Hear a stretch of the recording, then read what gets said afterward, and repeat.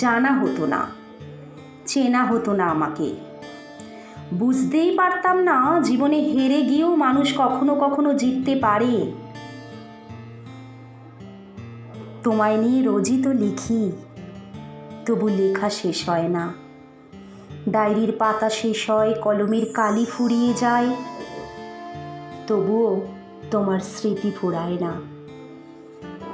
লিখতে গিয়ে আমার কলম কখনো থেমে যায় না, চোখের জল বাঁধ মানে না।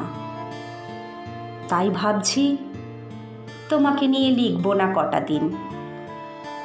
তোমাকে আমি পড়তে চাই, আবার নতুন করে পড়তে চাই। তাই তো সেদিন বিনা নোটিসেই তোমার শহরে গিয়েছিলাম। তোমার বন্ধু মহল, তোমার প্রিয় মানুষের ভিড়, সোশ্যাল মিডিয়া পর্যন্ত কেমন যেন বদলে যাওয়ার গল্প। শূন্যতার হাহাজানি শুনতে পাচ্ছিলাম, বিশ্বাস করতে পারছিলাম না, জানো তো। তাই তো এই প্রথম আমি নিজের কষ্ট ভুলে গিয়ে তোমাকে নিয়ে ভেবেছি। আচ্ছা, তুমি কি ঠিক আমার মতোই মাঝে মাঝে কেঁদে ওঠো? আমাকে মনে করে ভালোবাসার অনুভূতিগুলো তোমাকে কি খুব কাঁদায়? বুকের বাঁ পাশে চিনচিন করে? তোমার কি খুব ব্যথা হয় এখন? তুমি কি জানো নির্ঘুম রাতগুলো কতটা ভয়ানক হয়?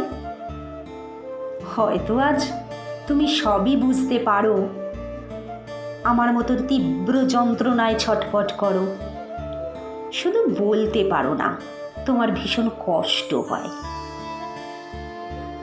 তবে আমি চাইনি সেই কষ্টটা তুমি পাও। যাকে অন্যের পাশে দেখলে তোমার কষ্ট হয়, আমি চাইতাম তাকে তুমি যত্ন করো, আগলে রাখো, ধরে রাখো। হারানোর কষ্ট তোমাকে যেন কখনোই স্পর্শ না করে। তুমি পারলে না, তাই তো তোমার অতি কাছের মানুষটা তোমাকে শূন্য করে দিয়ে চলে গেল। তাকে তুমি ধরে রাখতে পারলে না। হারিয়ে যাওয়া ভালোবাসার এক তীব্র হাহাকার নিয়ে তুমি আজ নিঃস্ব। আর আমার অভিমান ভালোবাসার মতোই তীব্র ছিল বলেই হেরে গিয়েও কেমন যেন আমি জিতে গেলাম, তাই না?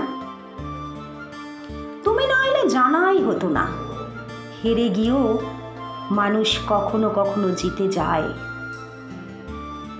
সত্যি তুমি না এলে জানা হতো না গো, কখনো কখনো মানুষ হেরে গিয়েও জিতে যায়।